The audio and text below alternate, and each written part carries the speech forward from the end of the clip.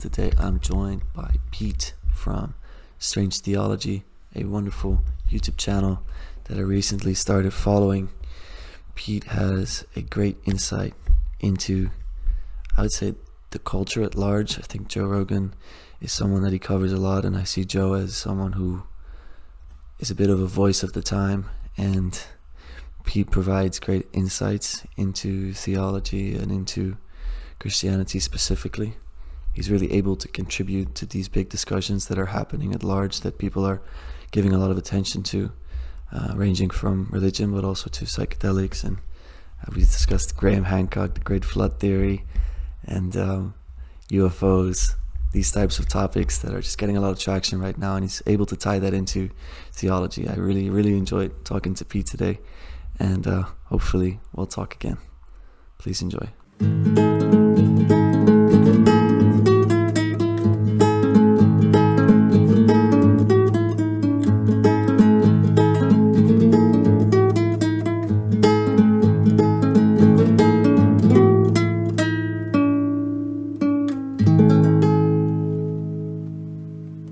Probably one of the things that would help anybody to sort of understand my approach to whether it be theology, philosophy, books, I don't know, podcasting would be, I grew up in Yosemite National Park. I grew up in this natural cathedral, but I didn't grow up as a Christian person. I just grew up staring at these 1,000-foot mountains, around me, and waterfalls all around me. And Yeah. there's a river that goes through the valley called the Merced River, and just playing in the Merced River. And, just this whole kind of, I really feel like that's where my story starts, is somewhere out there, playing around in Yosemite. And again, not really growing up in like a Christian home or anything like that, but just feeling that there was something bigger. There was something bigger, and I didn't know how to explain that. I got interested in philosophy probably pretty early on.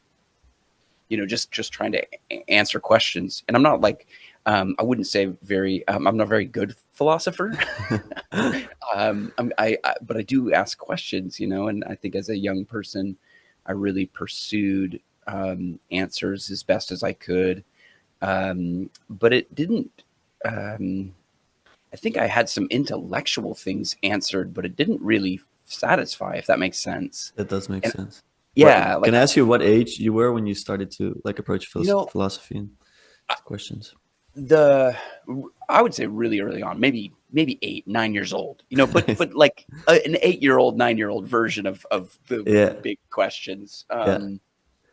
My parents were divorced, and so even though they both worked in Yosemite National Park, I lived on two different. My mom lived on one side of the park, which is about an hour away from where my dad lived on the other side, and so I went back and forth, and I think I've always sort of had a dislocated sense of who I am, like who am I? Where do I belong? These were sort of questions that, as an 8-year-old, I started sort of going like, why? I look around, I'm like, it seems like my friends are normal, like, why am I not?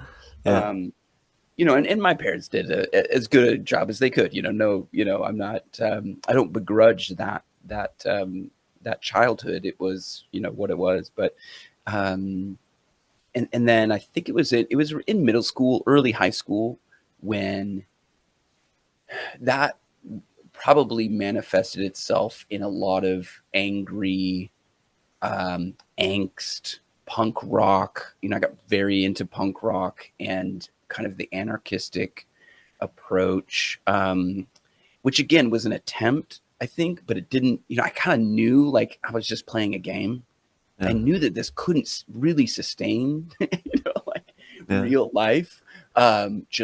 Like the idea of freedom without form, if that makes sense, is just, you can sort of feel chaos approaching, right? And so I've talked about this at one point on my channel, because Jordan Peterson, when he was on Joe Rogan, talked about being at a Ramones concert, and he talked about how these punks were just crashing into each other, and so what he's describing is a mosh pit, maybe without quite understanding what he's describing, but even as a young person who participated in punk rock shows and mosh pits, I understood that to just crash into each other didn't make any sense. And so what we would do is we would create what's called a circle pit, and everybody would run in a circle together.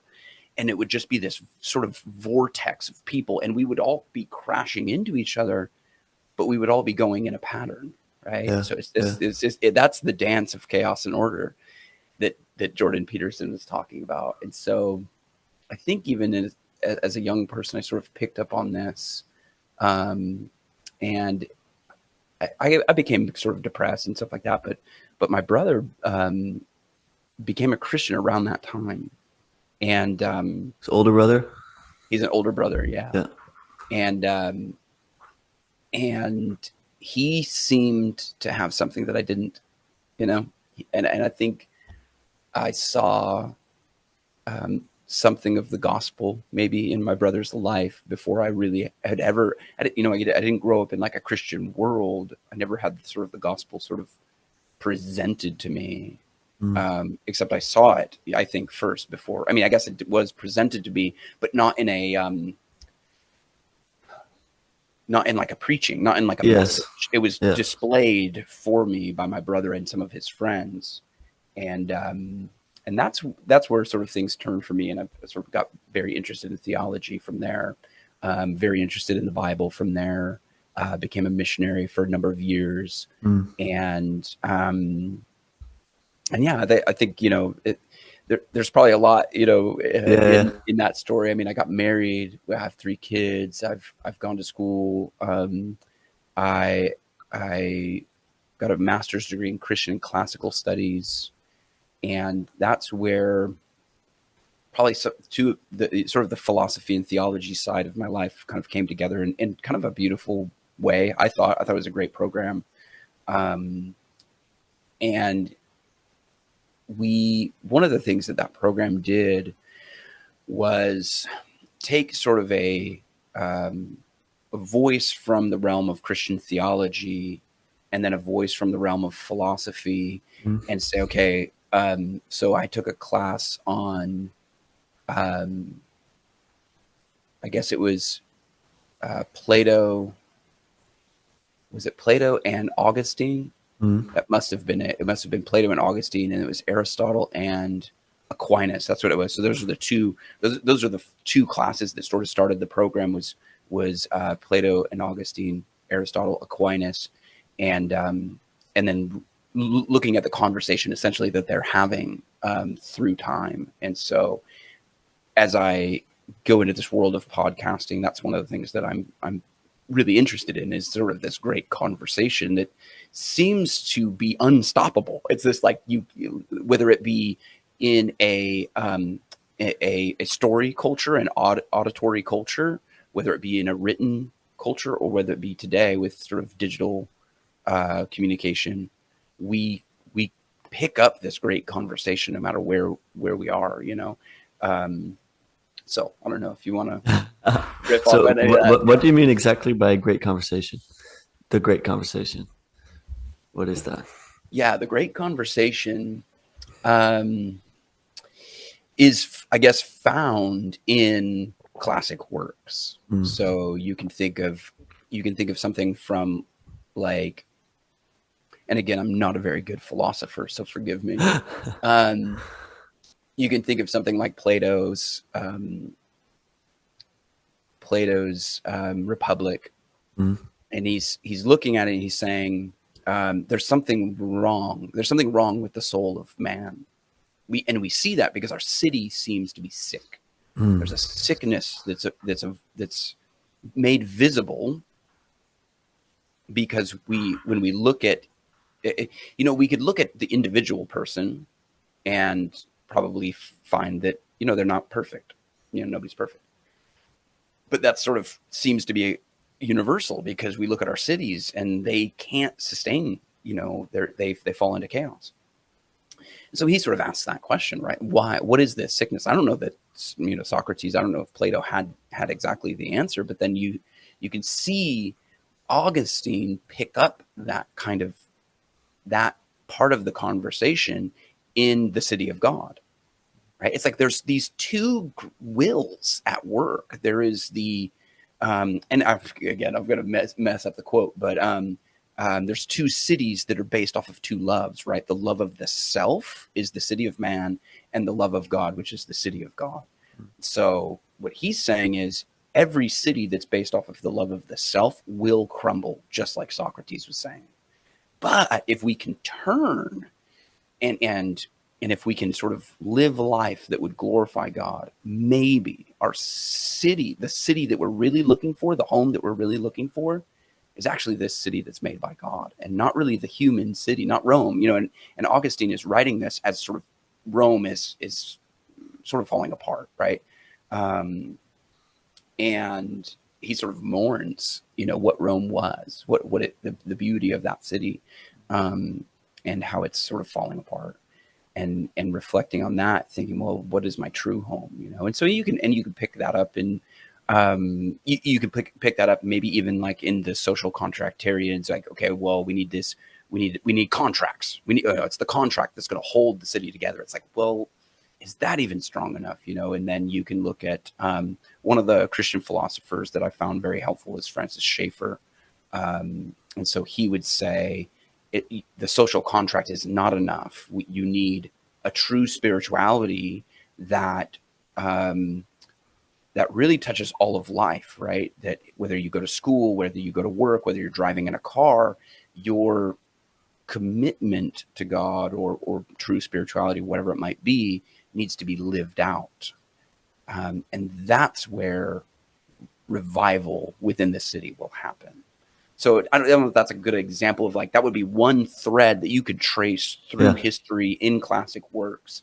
That's part of even, that's one part of the conversation. There's others that, maybe you could trace as well. Yeah. Okay, great. So I have a lot of directions that I could go in. I guess I'm interested a lot in your channel and the kind of the themes that you look at. A lot of it seems to be sort of a cultural commentary, kind of following the tides, and I find Joe Rogan to be very helpful with that. He seems a bit of the voice of the age. Yeah. What made you start this channel in the first place? Yeah. So I'd actually started another channel before this one, specifically for the work that I do in youth ministry. And it was like, wow, this is super helpful, because I think I'm just maybe a verbal processor. Like, it's like, if I don't have anybody to talk to, I could just talk into the void, but then sort of the void talks back, and it's like, okay, maybe it's not a void. There are real people on the other end of this digital communication device that we've sort of stumbled into. And so I kind of, I sort of experimented with that, but realized I had a lot of other ideas that I wanted to talk about that were not specific to student ministry or church ministry, but were more just broad, theological topics, let's say. And it was actually listening to Joe Rogan and Graham Hancock have a conversation about a global flood that I went, gosh, they're so close to like the story in the Bible. And they even probably, I think in that conversation, they mention it, but they always mention it with like, oh, and the Epic of Gilgamesh. And there's all these other stories too. And which is fine, but I remember very distinctly sort of walking, and I was actually, let me circle back a little bit. It was prior to that, there was a Jordan Peterson, Joe Rogan conversation that got me thinking, man, I might want to like take a clip of this, because Jordan Peterson said the Bible is not only true, it's the precondition for the manifestation of all truth. And I thought, and Joe Rogan doesn't really, like, he just kind of like absorbs that comment and doesn't really press Jordan Peterson. It doesn't, the idea doesn't really flesh itself out. And I thought, man, you could spend a whole podcast just on that claim. And but then it was when Joe was talking to Graham Hancock that kind of happened again, and I thought, I just remember thinking, gosh, if I was there, what could I have like contributed something to this conversation? Because they seem to be dancing around something that I would say like a biblical cosmology really would help you guys here to have this conversation. And yet, of course, I wasn't there, right? But I thought, but I kind of am. Yeah. I kind of Yes. am there. I'm I'm I'm an observer of a conversation. And it was just like, okay, there's a whole thing here happening that once you start to realize, I mean, even what we're doing right here, you and I are having a conversation in this sort of mystical, magical world we call the internet, because you're, thousands of miles away from me. We would never be able to have this conversation if it weren't for this medium. And this medium, the same medium allows other people to be invited into this conversation. And I don't know exactly who those people are. So but I have a sense that there is an audience out there, even as you and I are having this conversation. Maybe you never post it, maybe it Yeah. never really sees the light of day, but the intention is to post it. The intention is to invite a whole new audience into this conversation that but they're going to participate in this conversation as observers initially. And you and I we can't really be observers of this conversation, because if you and I just sit here and think about our conversation, then the conversation disappears. We Yeah. won't really be having a conversation. We'll Mm. be doing something else. Mm. And so we need to sort of enter into the conversation as participants and allow other people then, we invite other people then and as observers. And I was like, oh, so I was listening to Joe and Graham, and I'm like, whoa, in like a weird way, I am in this conversation, but how do I create dialogue, right? That's part of the great conversation. The great conversation is dialogue, but it was happening in books, right? Plato writes down something that Socrates said. Aristotle picks that up. Augustine takes it, and then Martin Luther later picks up Augustine, and he starts writing. And so you have this great conversation that's been going on in books. And we're even quoting each other in books, right? Like I will take a clip of Joe Rogan, just like Martin Luther might have taken a quote from Augustine and insert it into his own writing or his own thinking. And so I did that. I just took.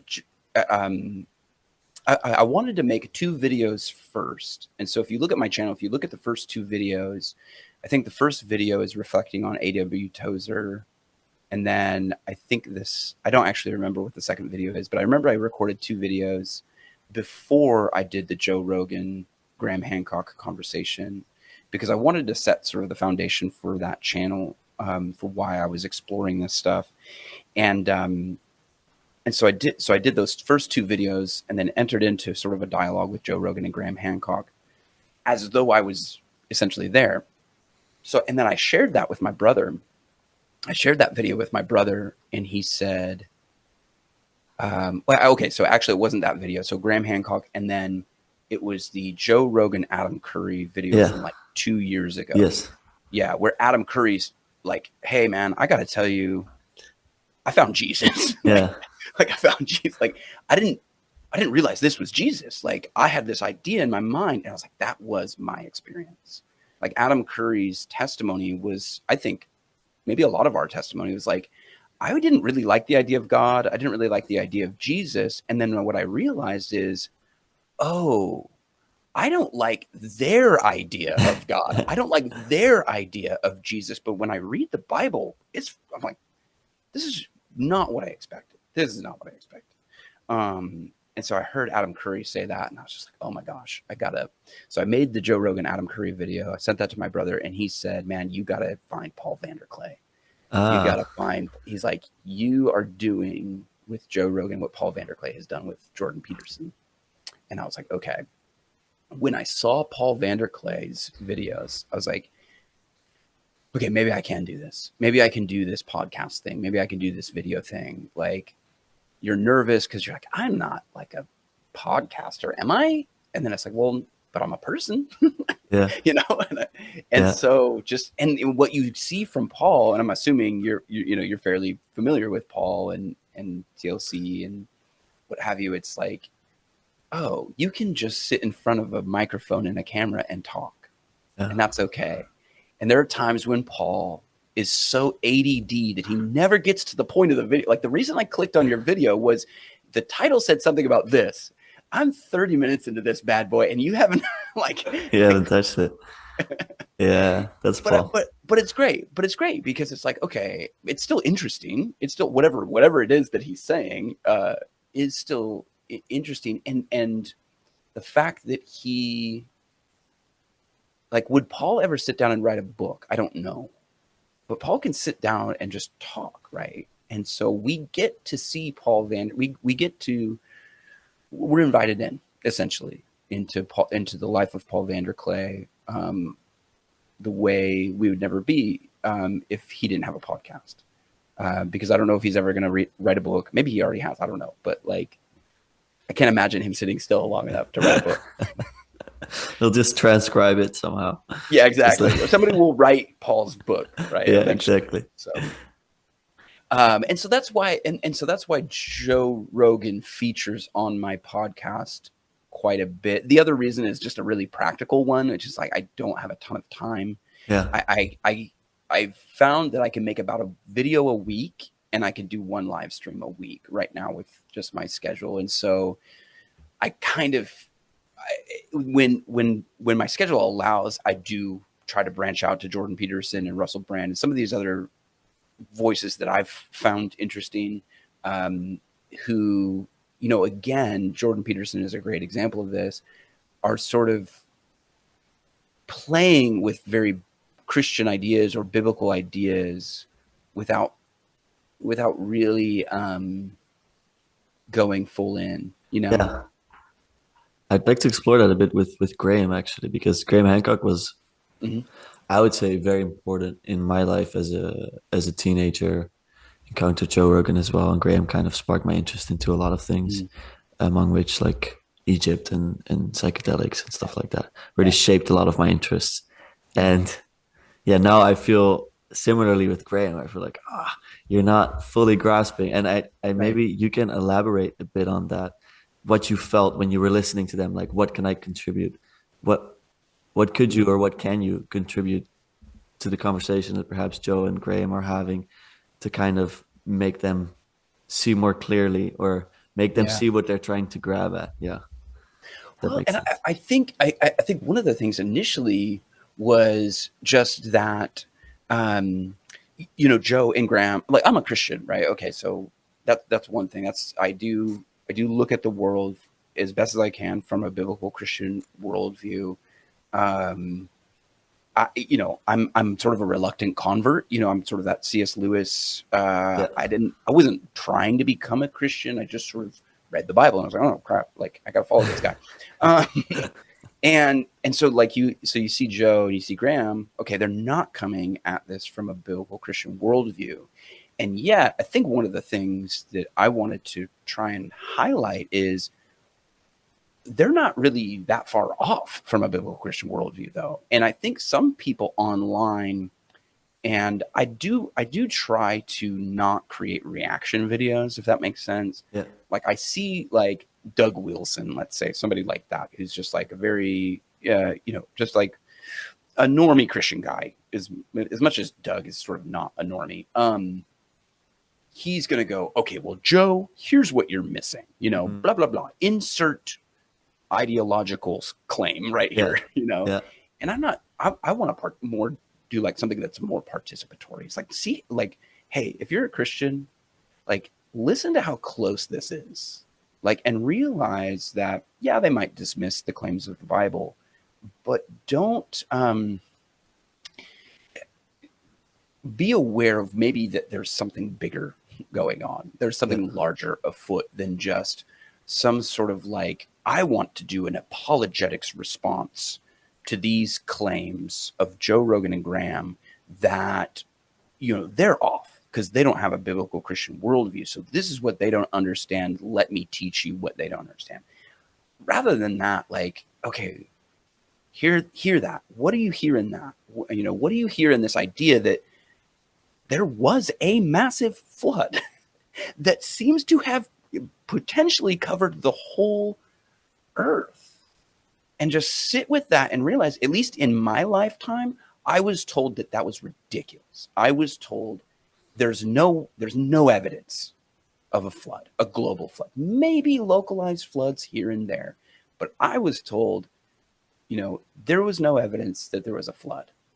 And now you have Graham Hancock, not a Christian, going, guys, there's a lot of evidence that there's a flood. And if that's the case, and you have things like the Bible that have recorded this, maybe we need to take the Bible more seriously. Maybe we need to take those claims a little bit more seriously. And so that's kind of what, I hope to achieve. Yeah. Okay. Again, a lot of directions to go into. Graham is so fascinating. What a guy. Yeah. I think it really evokes wonder and awe in people.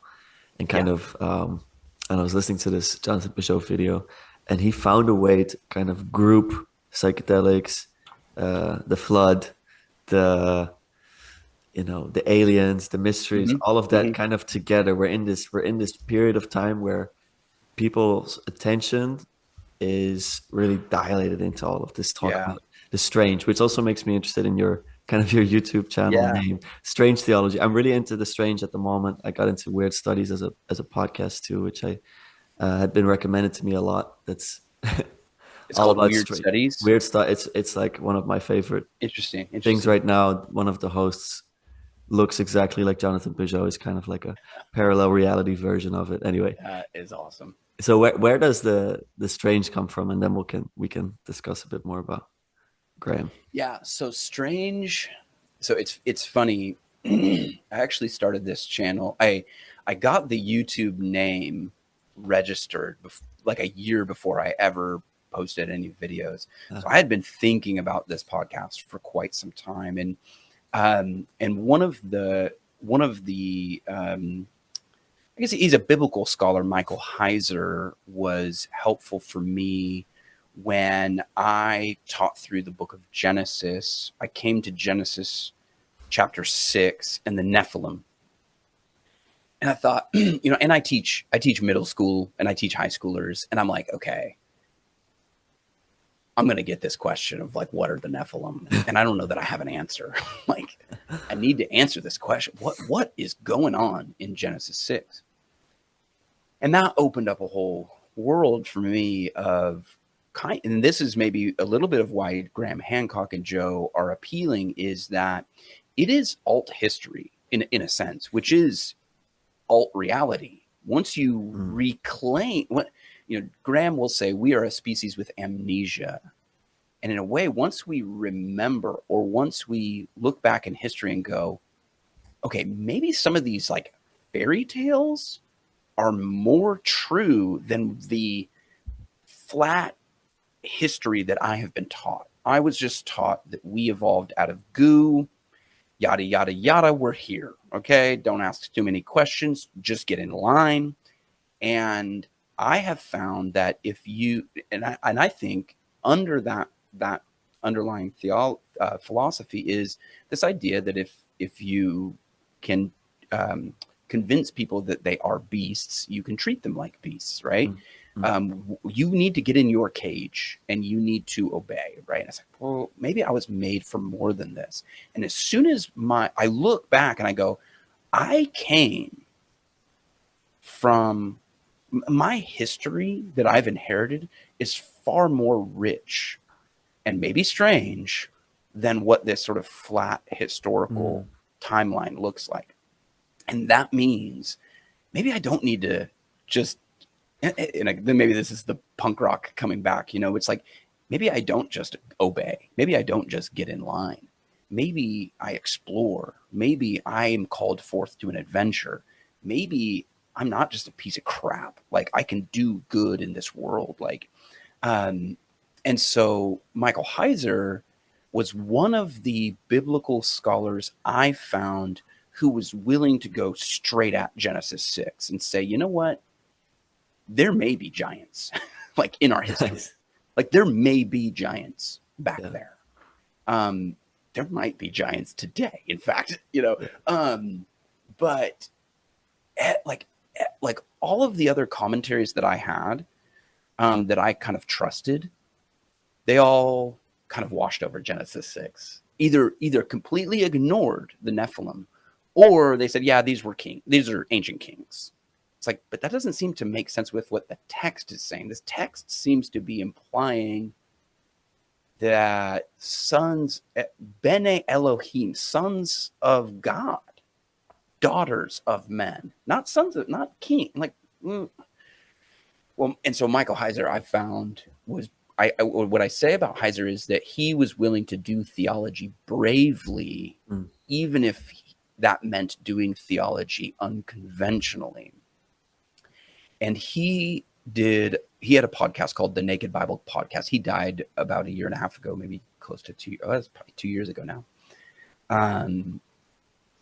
And Naked Bible Podcast, but he also had a book called,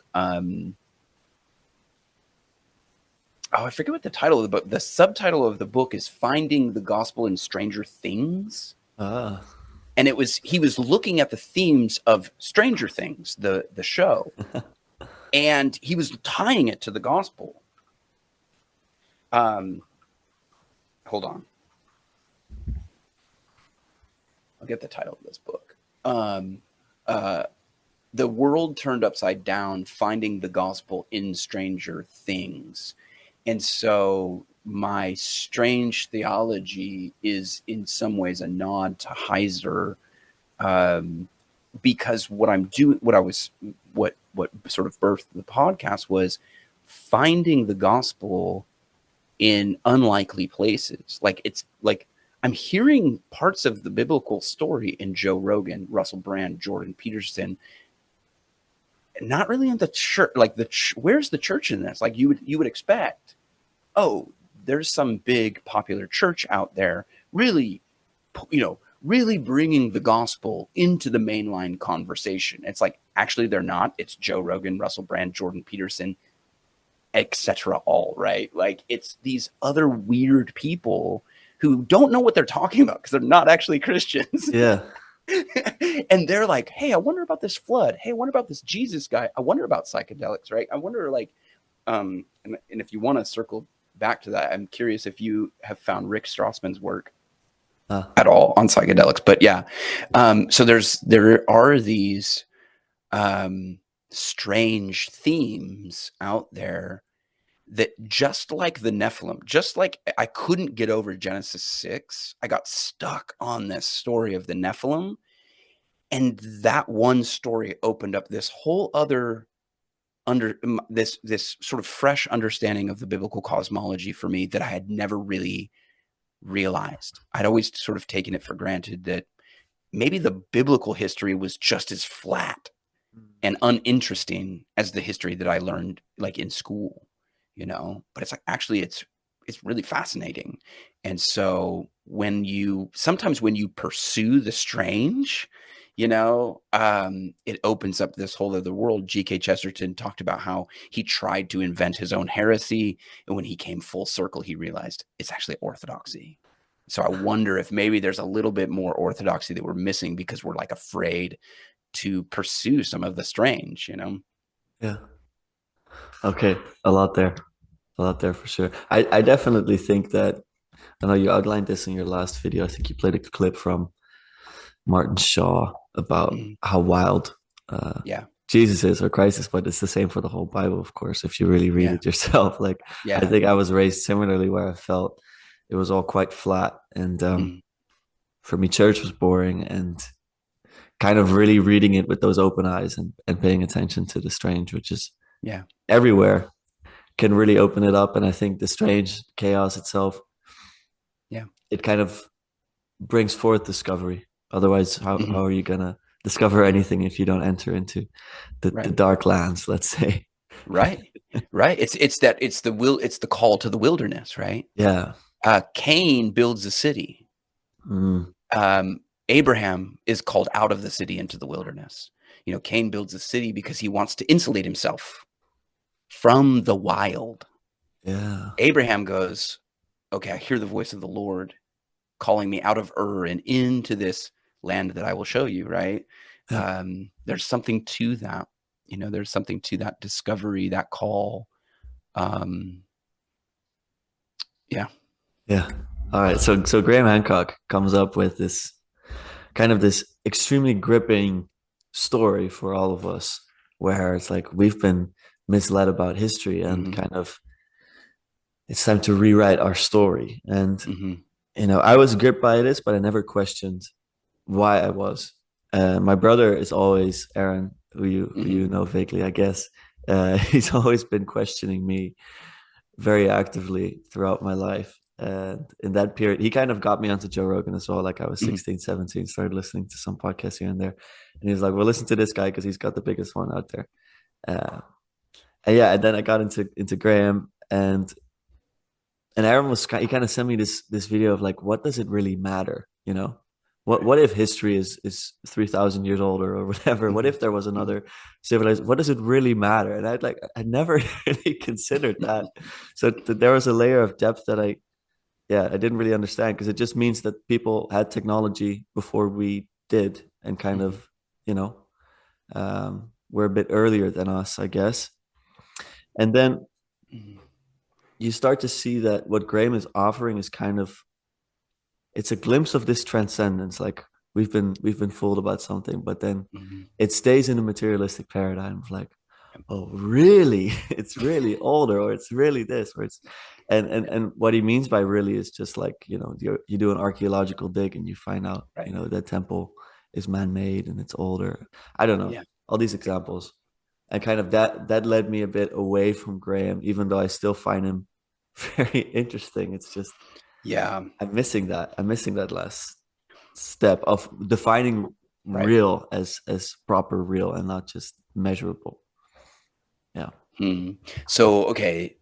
So when you say that, when you say what is real, meaning maybe an asteroid hit the Earth and caused the flood, Yeah. and that's part of it, but not all of it. Mm. Is that something like that?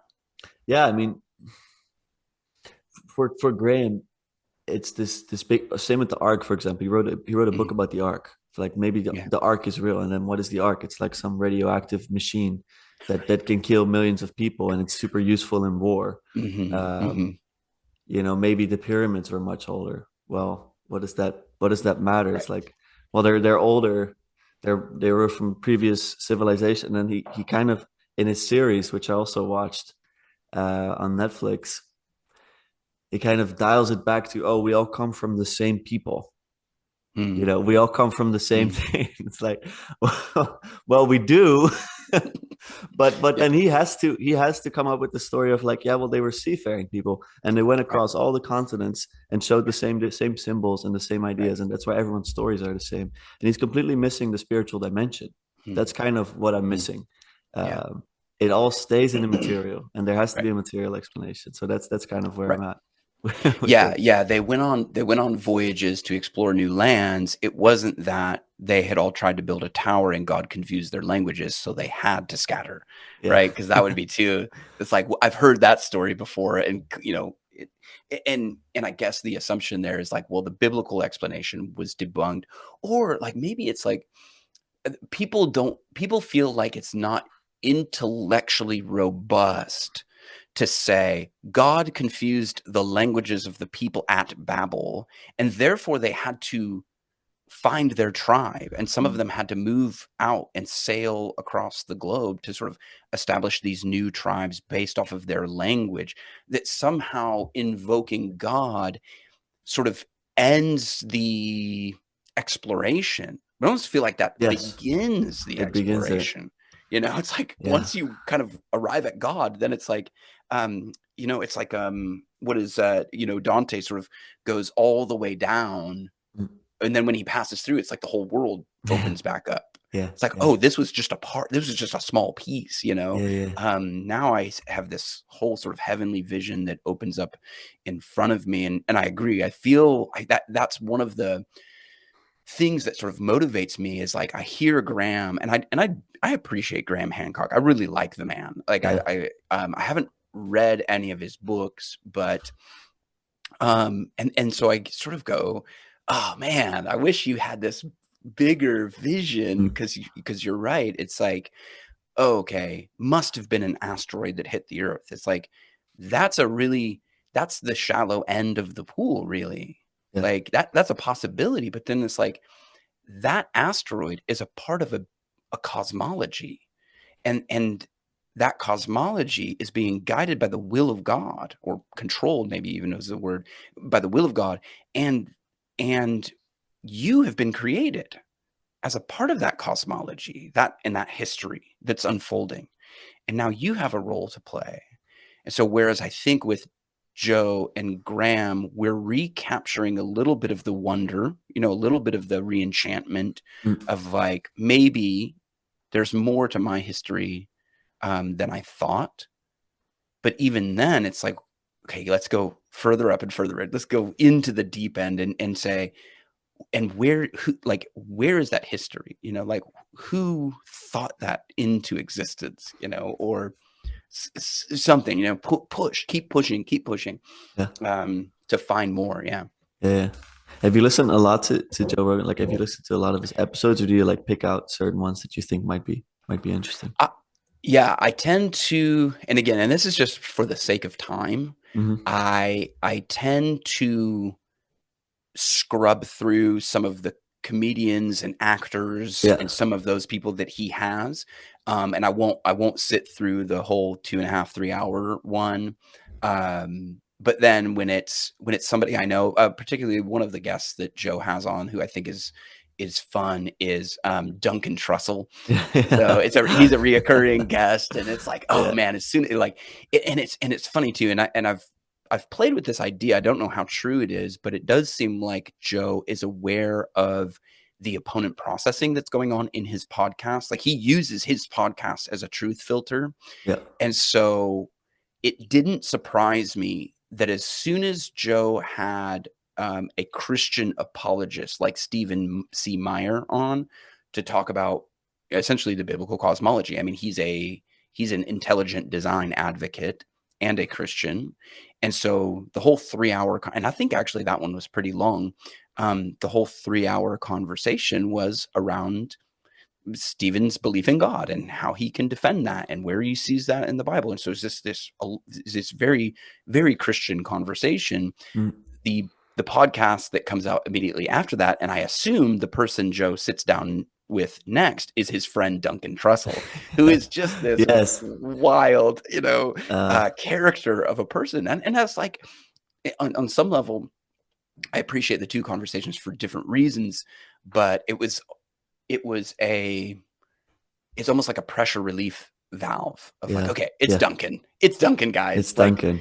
it's not more of this like in your face Christian stuff. It's Hmm. like, it's Duncan, and we're going to definitely talk about aliens, and we're going to definitely talk about all kinds of inappropriate stuff, and Yeah. we're going to laugh, and they're probably going to show up dressed in some costume and do the whole podcast in some weird costume.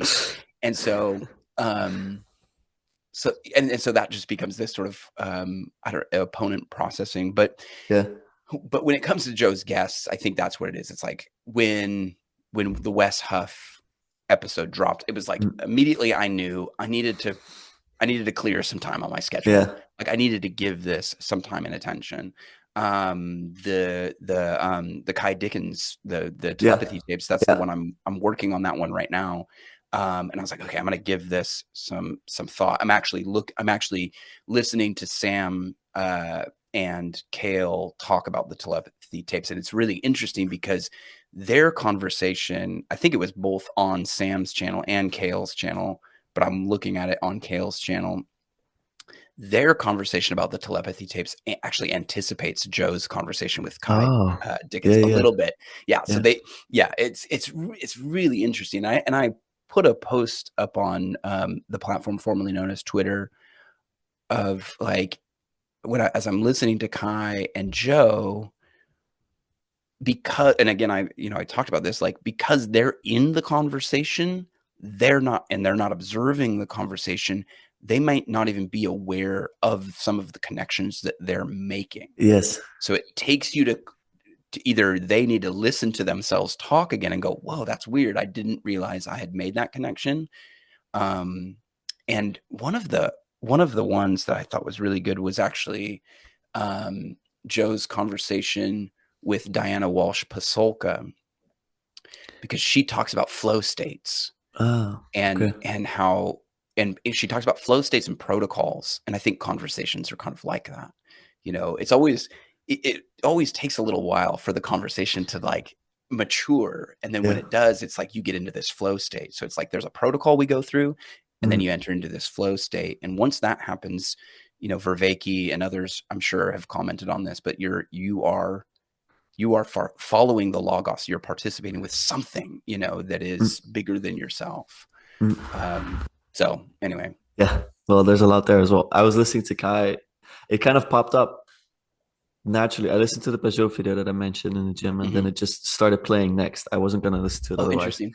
And I'd heard the telepathy tapes like mentioned briefly, and then I was kind of hoping you'd already made a video about it because I saw something about it on X. I was just having Yeah, lunch, and I was hoping that yeah, you'd uploaded that already, but you hadn't. So I'm excited to yeah, see that one pop by because yeah, that was a wild one. Like I was discussing it a bit with my wife, and I was kind of just questioning a lot of it, being like, she mentioned that there's kids who can speak languages or nonverbal kids that can understand languages before yeah, ever having that exposure and yeah. even read hieroglyphics, which I read hieroglyphics for the course Okay, that I did. Like okay. I'm just wondering, like I would love to sit in with a kid like that and see what they Yeah, what they have yeah. How is say that? for Yeah, how does that work? themselves. Yeah, stuff like that. So that I'm super interested in. Um, That, I mean, that can take us into this weird. This could be a strange thing, but like, we are made of words. Like we I mean, we're the dust of the earth and the breath of God, like technically, yeah. but God speaks things into existence, right? Yes. And it's like, so there's something to language. There's something about words that we kind of do have an innate familiarity, Mm, with it. mm, And I wonder if like post fall, post, rebellion, it's like, oh, that gets kind of lost and mangled. And now we're trying to sort of refind it. So yeah. anyway, but that's a kind of a weird, Yeah. That's kind of a weird thing. it's all very weird, but that's what I like about it. And I'm really wondering what kind of effect it's going to have. Well, let's say there becomes a mainstream understanding of telepathy Hmm. as an Hmm. accepted phenomenon, Yeah. which I know Joe himself was very skeptical about anything mental, stuff like Yeah. that. Just I don't know, was it 2 years ago? I listened to a podcast Right.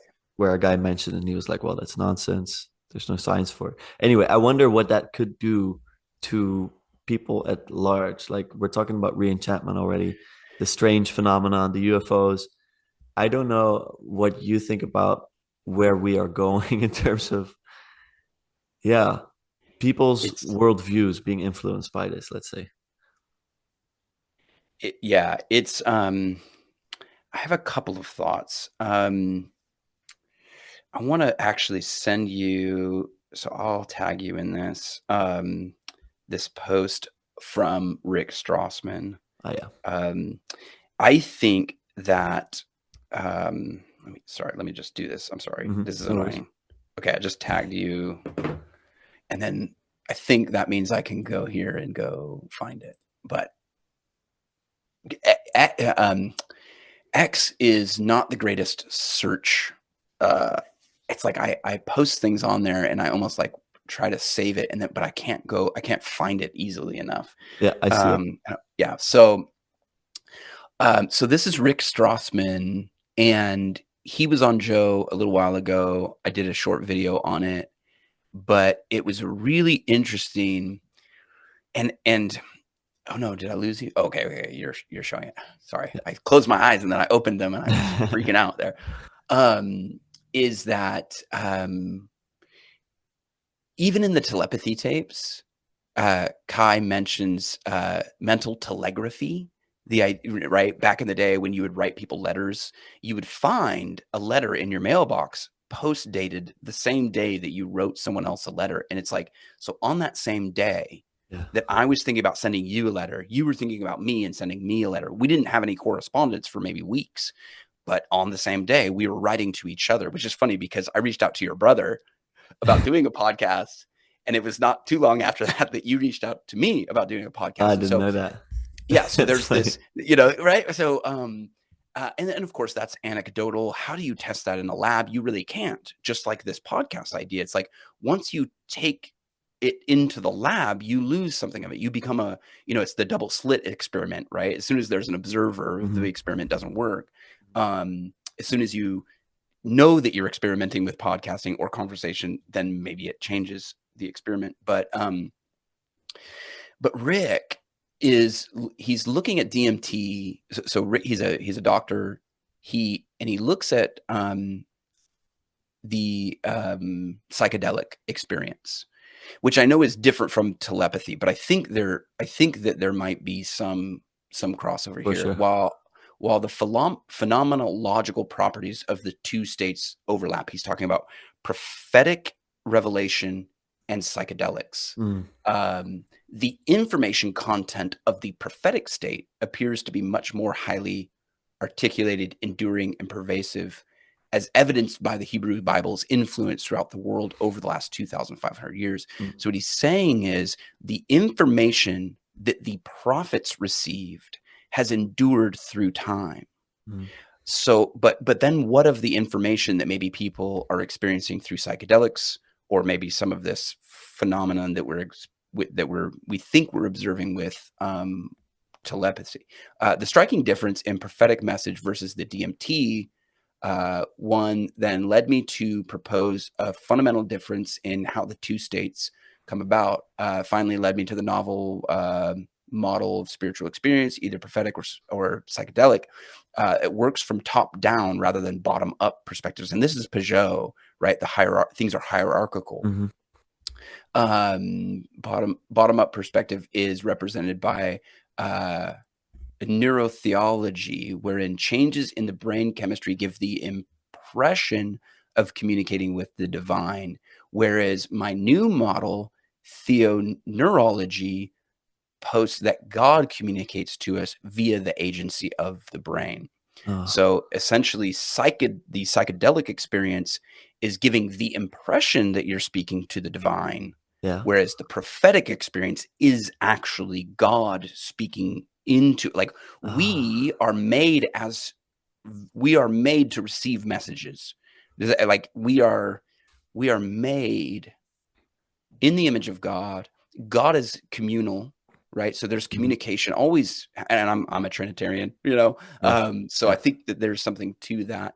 And so when we're made to receive those messages now, post Eden, post fall, how has this been manipulated? How has this been mangled? How have we lost some of this? I do think that's where the word of God becomes very important. I think as it has demonstrated its authenticity, just like Rick Strassman is saying, because it has endured over time. And what seems to be true is that when people come into contact with the divine word, they are transformed.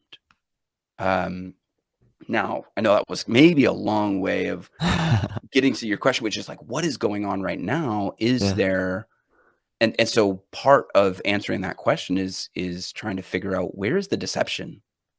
Where is the lie? Because it seems like there could be one very easily sort of slipped in. That looks like divine revelation, or looks like telepathy, or looks like aliens have communicated to us, or whatever. But then what's real? What's really happening? And one of the things that Sam and Kale point out about the telepathy tapes is actually, I think, something that maybe you were touching on with Graham Hancock, is their explanation for what's going on may actually not encapsulate everything that's going on. Maybe Oh, what's for actually sure it going on won't. is like far stranger than Yeah. what they even realize, you know? Yeah. Um, but yeah, it seems like, I mean, it would make sense that, gosh, what would it be? It's like, I, c- I could be convinced that it's like, okay, there is a wavelength, there's a brain wavelength or Mhm. a consciousness, you know, wavelength. Just like, I mean, the radio is a fascinating tool, Yeah. right? And we take this for granted. Yeah. It's like, what is it doing? Well, it's hijacking frequencies that are in the air. Is that how this is working? Like, and so I broadcast into space, and then that travels on this like frequency, Mm. and then if you're dialed into that frequency, you can capture it. Yeah, it's Like, insane. that's magic. I don't know how else to explain that. That is true. I feel the same way about anything like Bluetooth and Yeah, well, right, just right, my laptop, the Zoom conversation we're having, it just doesn't make right. any sense. Yeah, right. Like, yeah. So we live in this sort of enchanted, magical world, and we do look for sort of more materialistic ways of explaining it. But I think that's one of the themes that Joe and Kai picked up on, which is there may not be just a flat materialist explanation for this. We may have to go into the supernatural, the supernatural worldview to explain this. Again, sort of shout out to Michael Heiser. He was one. He's got a book. I think it's just called The Supernatural, or well, there's his book. Oh shoot, what's it called? Something in the Divine Realm, or anyway, Michael I'll Heiser's find got it. a few. Yeah, he's got a few books, but Mm. oh, that's gonna bug me. But yeah, I'll figure it out. Yeah, we'll find it. So, the unseen realm. The That's what unseen it is, realm. not the divine realm. Yeah, Yeah. Yeah, it's some of similar, those. I guess, with the Eleusinian mysteries and Hmm. this whole popular idea that Jesus had psychedelic wine, Yeah. and I wonder what necessitates that. You know, why do we need that so bad? Why do we need so bad to have that little substance there? Like why for especially it puzzles me with Joe because I see that some things with him stick and some things he just Yeah. forgets within a day. And so what Right. sticks for him is this he keeps banging on this where he's like, you know, we are different than other animals. We're made Hmm. to innovate. Like innovation Hmm. is our important thing. And that's why we're gonna become sort of like aliens or cyborgs, Hmm. stuff like that. Hmm. And then everything Graham speaks about sticks with him super hard. And he Right. keeps Right. repeating it. And then he speaks to someone like Wes Huff, and kind of the only thing he remembers is maybe the Akkadian or whatever the language. Right. Yeah. You Yeah. know, Yeah. that's so. And then he still bangs on about this to so many guests of like, well, we should all do psychedelics, and all of our Yeah. leaders should do psychedelics, Yeah. and that's gonna be Yeah. so good. And it's like, how do you not, with all the people that you speak to, realize that that's not the important thing? You're absolutizing still the material, Mm. that Right. little thing. Mhm. How come? Like what more do we need? Because if right, well, if you don't have, see, that's the thing. It's like if you don't have a way to come into contact with the God who is there, Yeah. um, you need to um, you need to take hold of something. You need to manipulate something. You need to try and reach God for yourself or whatever. Like, but of course, this is one of the things that is so it's frustrating is not quite the word because I feel a lot of um I don't know, hospitality or warmth to people like Joe and Graham. Yeah. Um, but it is sort of like hard to be like, okay, guys, you realize like Christians got there 2,000 years ago, right? Jesus said, he even says this, if my right, if I'm in you and my word, if you are in me and my word is in you, right? Isn't that how he phrases it? It's like we already came into contact with the divine. We don't need a substance really, but we do, right? It Yeah. is his flesh and his Yes. blood. He says, you eat of my flesh, drink of my blood, then you have communion with me, right? Then you will dwell with me. And they're saying, well, actually, it's psychedelics. Actually, it's ayahuasca, And so that's why I sort of gestured there to Peugeot, because I think one of the things that he would say is, um, if reality is hierarchical, and I'm not sure if I'm really saying his thing correctly, but Mhm.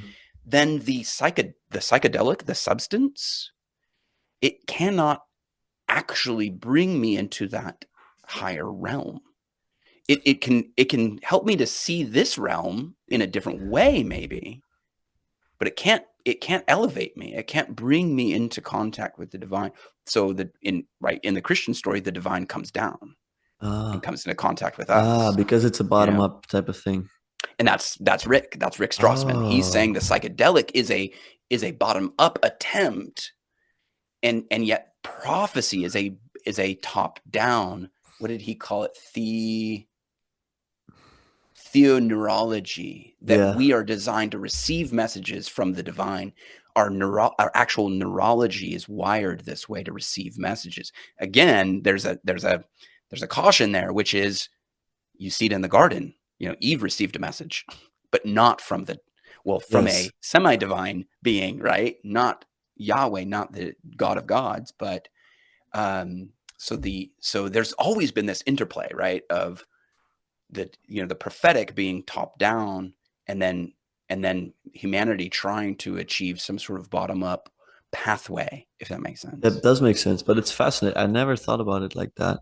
So, me personally, I've had an experience with psychedelics, partially Mhm. inspired by Graham, because he wouldn't shut up about it. And, I was a very curious teenage kid and I was stuck in a materialist paradigm. And I would say for sure that blew me out of it, in a very positive way. Now, I don't think I experienced God. I don't think I can say that like that. I also think Mhm.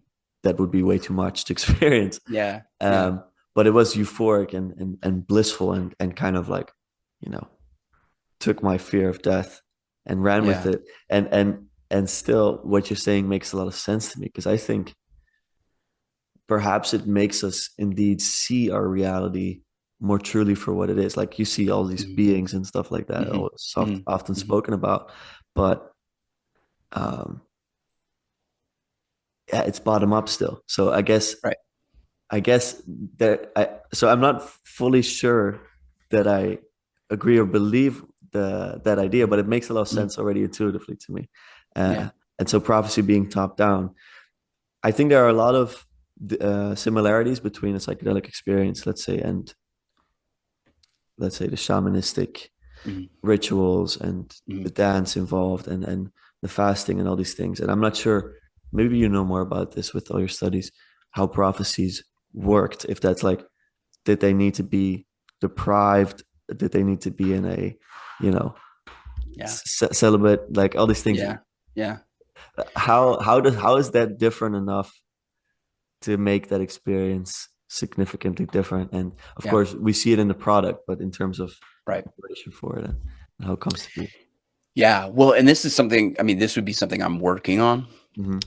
rather than something that I would say I feel confident in. But I could say, at least based off of how I understand God, if God wants to speak to you, God's going to speak to you. Yeah, And yeah, so it does seem like there are just moments within the prophet's life where it's like God comes in, yeah, and maybe even gosh, I can think of I think maybe like the story of Jonah. It doesn't give us the context.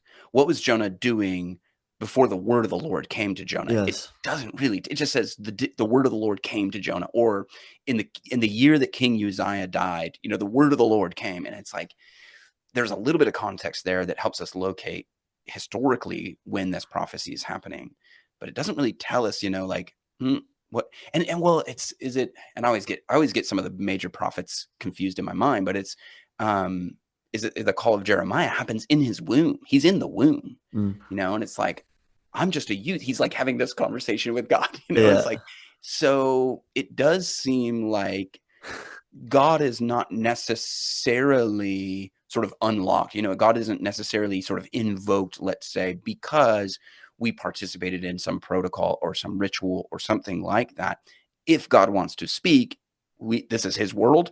He can speak, Uh, uh, but I think there is something to that where it's like, do I live my life? I'm actually preaching next, not this Sunday, but next, mhm, on the why does Jesus speak in parables? mhm, And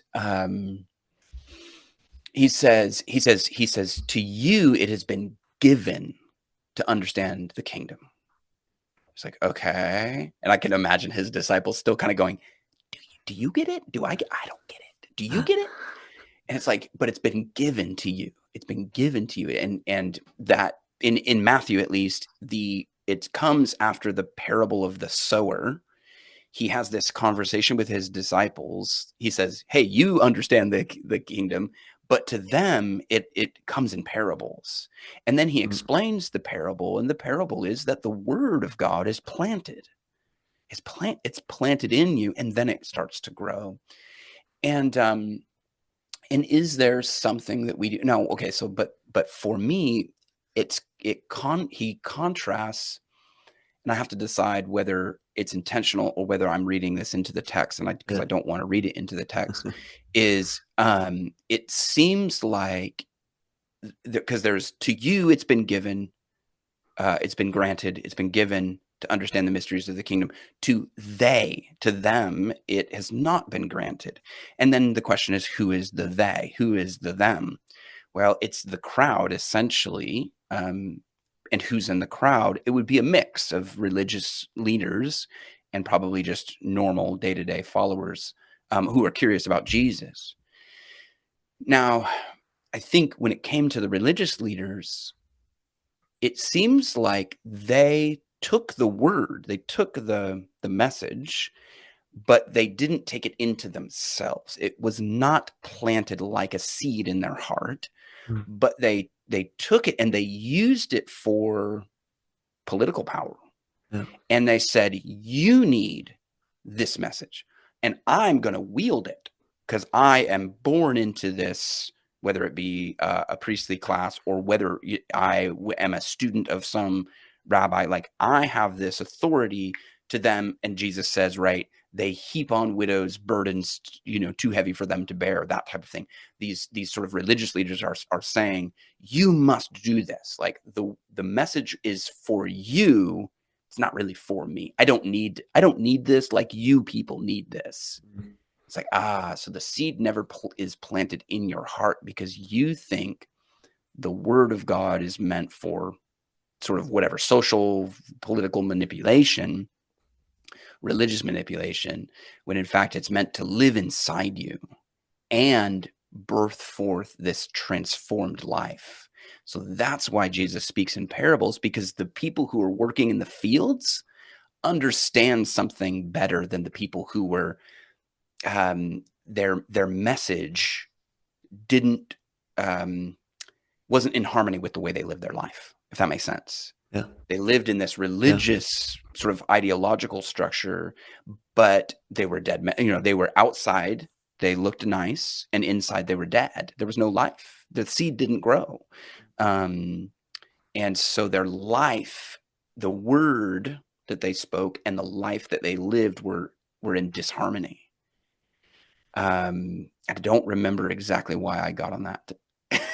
but That's very but good it was. that you say that because I don't either.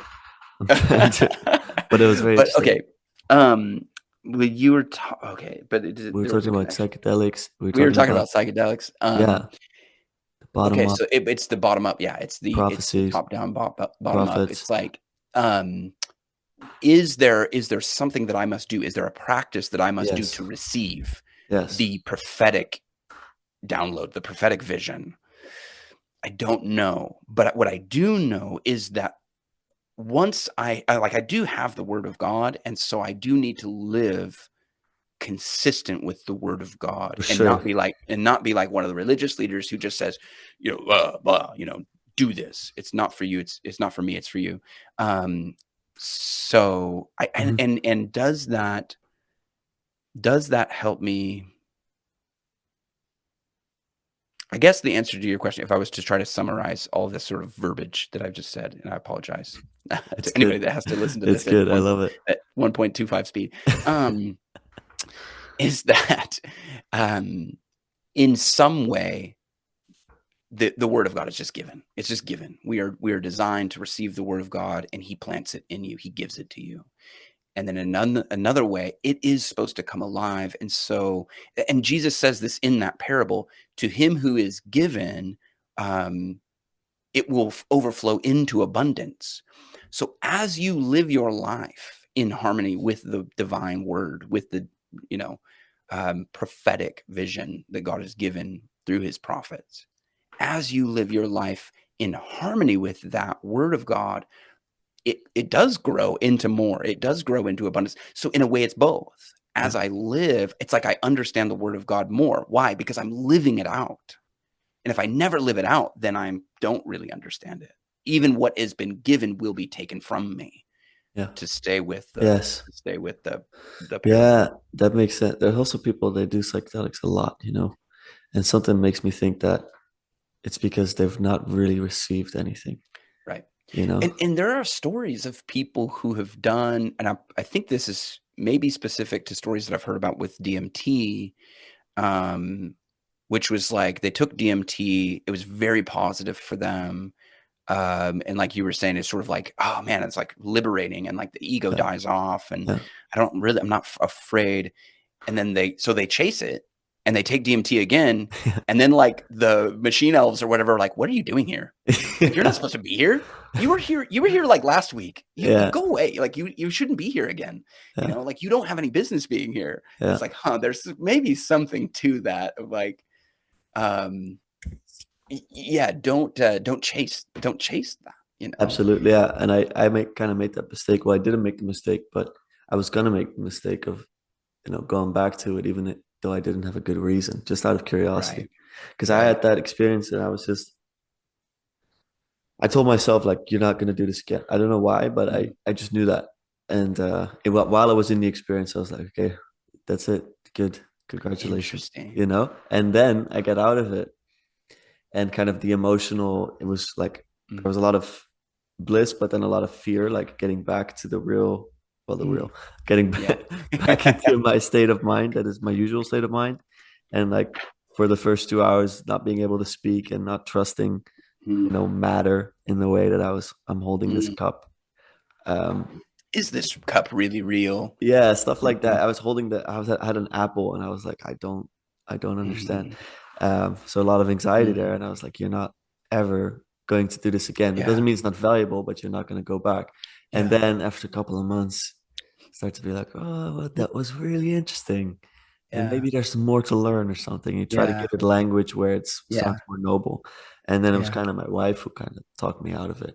Um, who was like, well, why do you need a shortcut, or why do you need, Mm, because it's a way of blowing open your pathways, like yeah, when you have a lot of things and rigid structures that are unproductive for you. I guess an experience like that can break it open, can make you see reality for what it is or can be. And a lot of people, they yeah, report that they want their lives to become as beautiful as what they witnessed there. yeah, um, yeah. so yeah, all that to say, Mm, I almost made that mistake, but I think it's really not something to do yeah, lightly. And also, this insight that you spoke about today really helped me, that it's not prophecy, I guess. right. I don't know if it Yeah, yeah, if it can't ever be prophecy. That's something that I really wonder about, now that you've yeah. provided me this. Like, Well, and I don't know if this is helpful because I've got two thoughts. One is Martin Shaw, and the other is a friend of mine who was on LSD when he got saved. And, like he was like in this world, and he went into the book Where the Wild Things Are, okay, I don't know. and he was like in this book. And there was something about the king, like there was this king, and he like came into contact with the king, and then he understood the king was like Jesus, and then he was like, "Oh, that's it." And it all clicked somehow, like crazily in his this LSD state. Hmm. so that when he got out of it, he just was sober. He was just sober. He like was like, Uh, I get it. I get it. I need to clean.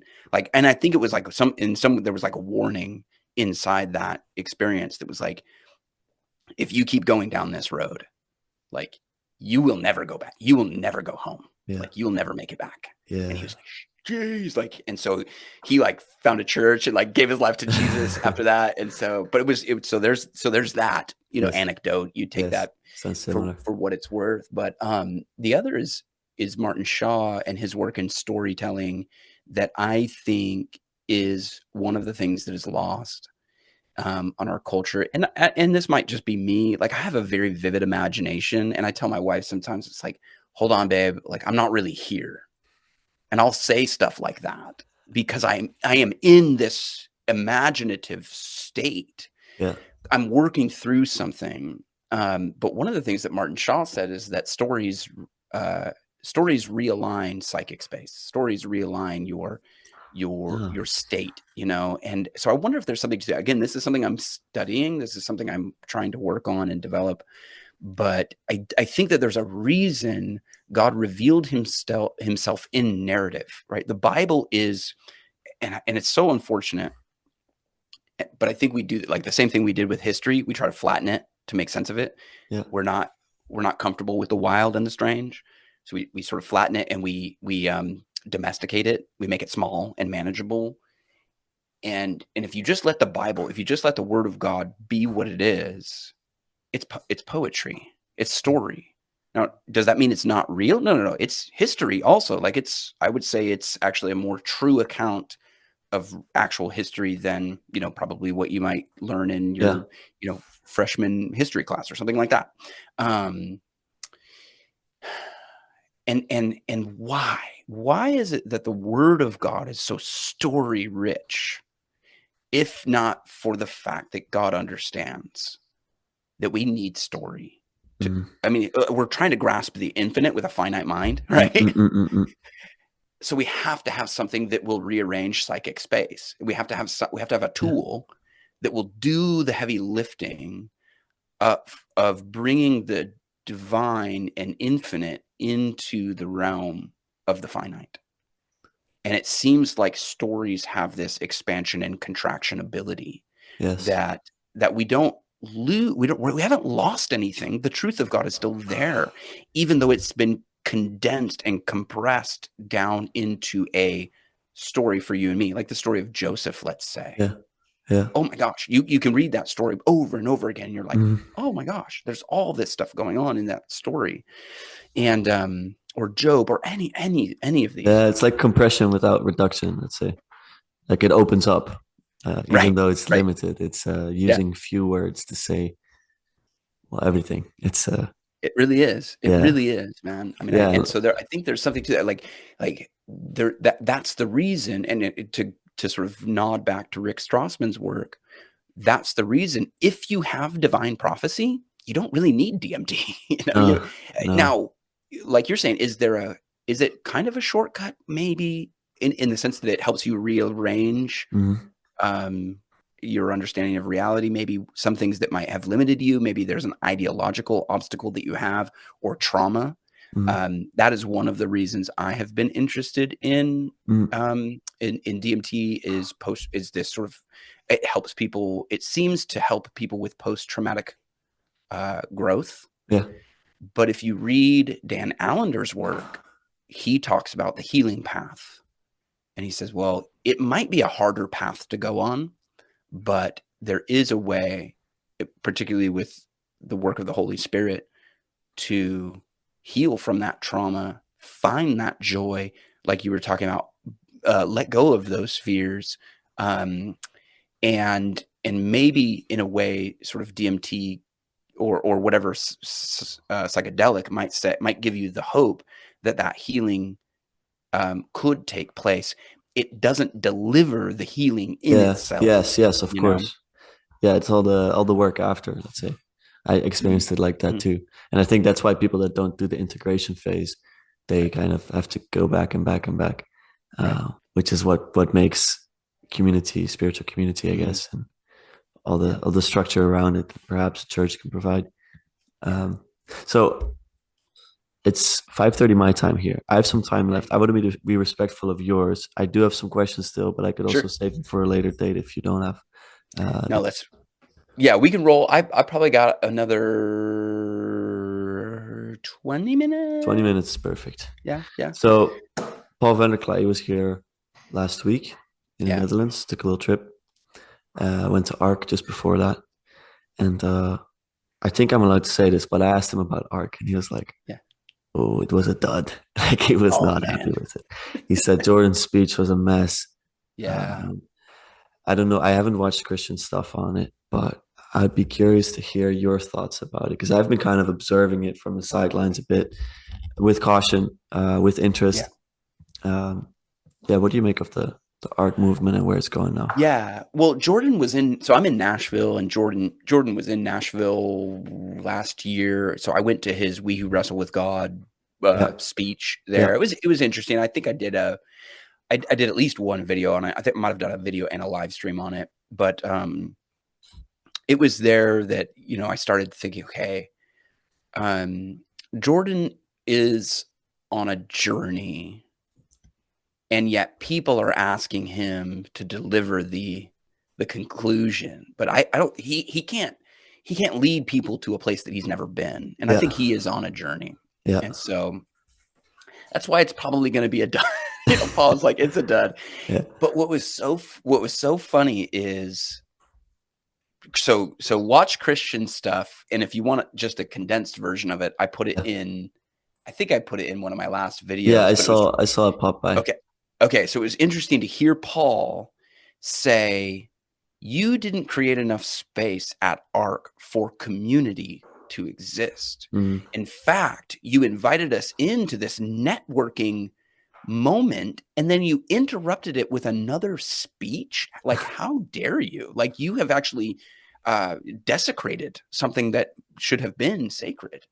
Um, and then Christian's clip from Jordan Peterson he's just so happened to capture Jordan Peterson saying that civilization is social, and that social aspect has to be built on the idea of self-sacrifice. And it was like, so Paul is like, hey guys, you needed to sacrifice your little plenary session to give us time to develop community. And Jordan is like, yes, we need to build civilization around self-sacrifice and community. And it's like, but you didn't. So it's like, and maybe it's like, because you don't see that at the end, there's a person that I'm trying not to be overly Christian here, but like, I think there is a person that we're pursuing, not just an idea or an answer. yeah, And so the personal aspect is always going to need to be there. And I think Paul, rightly, I think his critique had the appropriate amount of edge to it. And even Christian did a great job of interviewing people, and Malcolm from Base Camp, yeah, like he just ripped into them. And he was just like, you put safe people on stage when the people in the stands like have far more to contribute to this process. yeah, And so again, there it is. It's the randos. I mean, Malcolm didn't say this, but essentially what ARC needed was randos conversations. yes, yes, absolutely. And so, excuse me, my hope is that people within TLC, if we're doing estuary, will take that and learn from it. And I hope that the other side of it, which is, I think Paul said this, it was like ARC, the reason ARC exists is because of the digital stratosphere, and yet they didn't incorporate the digital, really, or they didn't do a good job of incorporating the digital. Who incorporated the digital? Well, Christian Baxter did. He invited TLC to come with him, Yeah, and that yeah, was and I thought he did a good job of that, right? I mean, I'm sure it was hard. Like, it's one of those things where it's like, if I'm filming this, then I can't really be there. Like, mm, I am sacrificing, right? There you go. yeah, yeah, So it is self-sacrificial. Christian sacrificed probably some of his ability to truly be present Mm. so that he can invite his audience in some way, even in a digital way. So my hope is that estuary becomes even a more powerful force than maybe something like Arc, unless Arc can right the ship Yeah, yeah, and incorporate the community aspects that clearly Jordan Peterson thinks needs to be there. yeah. Um, Perhaps ARC should have an estuary a yeah. protocol within Well, its and events. yeah. So my thoughts, and I'll just share them because I don't have them written down anywhere. Is um, at one of these estuaries, you just have a table, and on that table there's a camera and a microphone, Yeah, and it just says like this table, like live recording in progress. Sit at this table and have a conversation. You yeah, may not know who's on the other side. Maybe there's not a two-way screen, but you're just sitting there going, oh man, I was just at Estuary and I was just listening to Jonathan Pajot and he said this, and you can just say it into the live stream whenever you want. yeah, Or you can invite 2 or 3 people down at the table and have a conversation yeah, acknowledging the digital side of it, which is, oh, there's some people that aren't here who want to listen in and sort of be a part of this moment in some way. You know, I don't yeah. know how you would do that on the scale of an arc, but that could be something. Yeah, no, it would be essential. Um, I, I forgot almost how long ARC's been going for because I think it's been over a year or two. I think But it's they've had two iterations of it. but the seed was planted a while ago, and I was Yeah. kind of wondering what Jordan was going to do with all that. John Vervaeke kind of described him as being more of a Moses character, Mm, and mm, himself more as like a Socrates.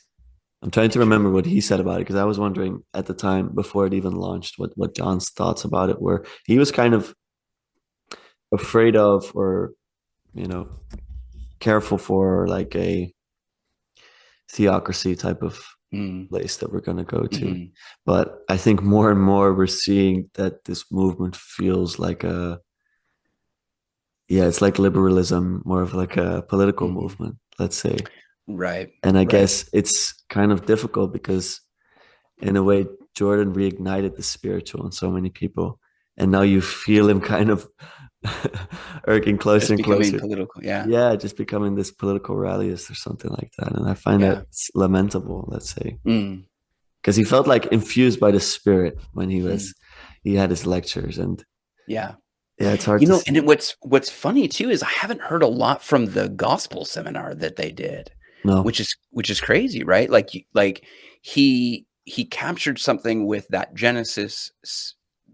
that he did on his own, and then he invited others in for the Exodus seminar, and then you have like the gospels, which would be the most sort of target rich environment. yeah, And yet it seems like as he has done those, they've gotten further and further away from the target, which is yes. weird because But in you'd a start, way, yeah, well, it makes sense in a way because he had a moment. Let's say Jordan had a moment, a yeah, specific moment in time where a lot of us were kind of on the edge of things, or kind of even before that, where we're away from religion. And he captured mm, so many people with scientific type of minds, a lot of young people as well, yeah, and was able to pull together a bunch of different themes that were highly, highly interesting to a lot of people. And I think kind of that moment has passed. mm, TLC at the start was all about kind of emerging out of a materialist paradigm. And yeah, now we're figuring out, well, maybe community is important, mm, maybe, actual doing of things. And I think Jordan's just not very much suited for all of that. Like he has less of a role to play yeah, there, which is why I think all of that is less popular. I mean, the Gospels, perhaps there's a lot of people that can speak about the Gospels very intelligently, uh, mm, much more so than someone who is not really a theologian, nor is he really a great yeah, philosopher. Like Jordan he's kind of a bridge in some ways, but it also yeah, he will yeah, never be remembered, I don't think, as a great thinker. right, I really doubt that, and so yeah, I think that's why it's kind of slowly starting to die out. But the grip that he had at the time of those yeah, lectures, it was all these factors coming in at the same time, the perfect conditions for that to emerge. yeah, yeah. It was the right time, and I wonder how much of it coincides with like podcasting and the digital, Yeah. and then COVID, everybody went on Zoom and Yes. stuff like, Yes. and to me, it's also an interesting phenomenon because podcasting is actually not that old when we, in the grand scheme of things. Yeah. And yet it seems like it's had a huge impact. And even like what you're saying, one of the things that I think we are seeing is, and again, talking, this is sort of that, the Hebrew Bible's influence throughout the world, right, is evidence in its uh, enduring and pervasive for the last 2,000 years, is we're seeing something like that almost accelerated in podcasting, Yep. where I mean, Billy Carson would be an interesting one. I don't know if you followed at all the Billy Carson saga, but Billy Carson went on Joe Rogan. He went Yes. on Patrick Yes. Bet-David. Yeah. He went on all the big ones. And at the time, I was like, I think he's paying to get on these, because I don't actually find Billy Carson to be that interesting of a person. Yep. But it took one video from Wes Huff to essentially eliminate his entire, and Billy Carson has he's got several books. He's got it's like a company. He has like Yeah. a full company based around his ability to go on Joe Rogan and talk kind of nonsense. Yeah. And then one Canadian podcaster goes, actually, I have that book right here. And that's not what it says. Mm. And I read that language. And I can tell you right now, that's not what it's saying. So what are you saying? And when Billy didn't have an answer and he had to leave the interview, that you're done. You're done. And so, and I'm not saying that's going to happen to Jordan Peterson, but I think we just have this ability to sift faster and maybe with a level of potency that it's like, okay, Jordan, you did great, but it was like, we're already past Jordan Peterson. Like, we've already moved on, and Jordan Peterson is sitting back there still working out, some of his stuff. And so I wonder, is Elon Musk was just on Joe Rogan, and one of the things that he said was that AI will be smarter than the smartest human within a couple of years, but how long it will take to be smarter than all human beings, he gave it maybe like a decade or so. I forget what he said. And I just was like, okay, let's see. TLC is going to have something to say about that. We're going to see in the next 10 years, again, because I think podcasting and even what we're doing right now is still fairly new.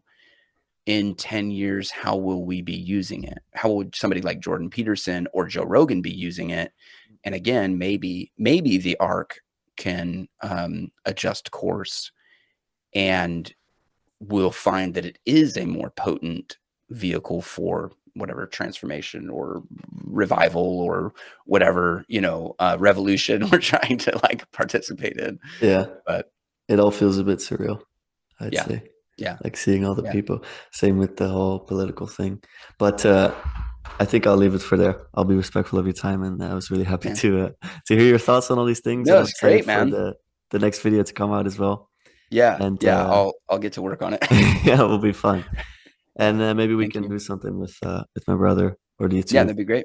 Figure That'd be something great, out. man. Yeah, once we figure out, we've had a hard time scheduling it. So Yeah, it's different my fault. time zones, different schedules. Yeah. Well, thank you so much, Pete. Yeah, man. No, I appreciate it. Love hanging out and talking. So thank you for inviting me on. Thank you so much. Have a good day. See you Yeah, you guys. too.